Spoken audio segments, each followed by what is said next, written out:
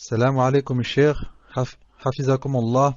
J'ai fait un voyage de 10 jours et je connaissais ma date de retour. J'avais lu que l'on pouvait faire la prière du voyageur pendant 4 jours. J'ai oublié et j'ai fait la prière du voyageur presque pendant tout le séjour. Dois-je refaire mes prières? Hafizakum Allah. Tfadal cher. Abu Zakaria te passe aussi le salam. Pour la personne qui a prié, reprends-moi Muslim si je me trompe.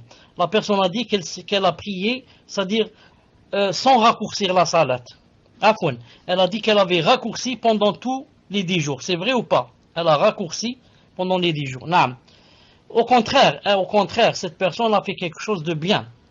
Car si on ne raccourcit pas, il y a divergence. Il y a divergence. Non, mais elle a lu que c'est 4 jours, il n'y a aucun hadith qui dit comme ça. Certains savants, ou beaucoup de savants même, ont dit, je crois que c'est les Ahnaf, ils ont dit on ne dépasse pas 4 jours, mais il n'y a aucun hadith qui dit comme ça. Le prophète, alayhi salam, à chaque fois qu'il voyageait, il ne cessait de raccourcir jusqu'au jour où il revenait. Jusqu'au jour où il revenait.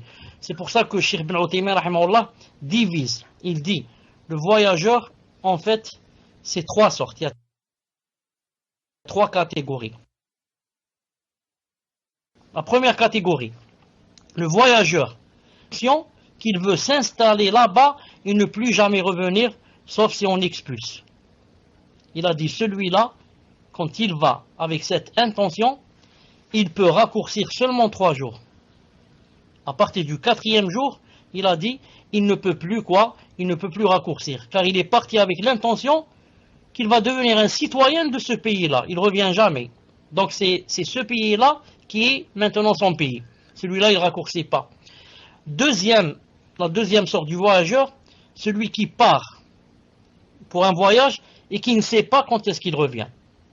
Il dit, j'ai par exemple, j'ai ici un commerce, quand je termine la vente des habits, je reviens. Il ne sait pas quand est-ce qu'il va terminer. Si c'est 3 mois, si c'est 15 jours. Celui-là, Cheikh Ibn Uthaymin dit, il raccourcit la salat jusqu'à ce qu'il revienne vers son pays, car il ne sait pas quand est-ce qu'il revient. Troisième catégorie, c'est celui qui va là-bas pour une durée limitée. Il sait qu'il va là-bas pour 6 mois. Il sait qu'il va à l'étranger pour 20 jours. Il sait qu'il va là-bas pour 1 année. C'est-à-dire qu'il connaît la limite. Il connaît quand est-ce que se termine son voyage. Il dit que, dans ce cas-là, beaucoup de savants ont dit qu'il ne raccourcit pas. Mais que, Imam Shafi'i, rahimahullah, Ibn Taymiyyah, Ibn al-Qayyim, ont dit, il raccourcit. Cheikh Ibn Uthaymin a dit, je suis de l'avis de ceux-là. C'est-à-dire que, même s'il connaît quand est-ce qu'il va rentrer du voyage, il connaît la limite de son voyage, il dit, il peut raccourcir. Et entre autres, ils ont cité comme dalil que Anas ibn Malik, radiyallahu ta'ala anhu, a raccourci plus d'1 année. Et que Masruq, le compagnon, le tabi'i, a raccourci 2 années. Et qu'il y a un autre, c'est qui? Abdullah ibn Omar a raccourci 6 mois. 6 mois en Azerbaïdjan. Il a raccourci pendant 6 mois. Que Anas a raccourci 1 ou 2 années. Masruq a raccourci 2 années. Et un autre qui a raccourci 2 années aussi. Dans une ville qui s'appelle Silsila.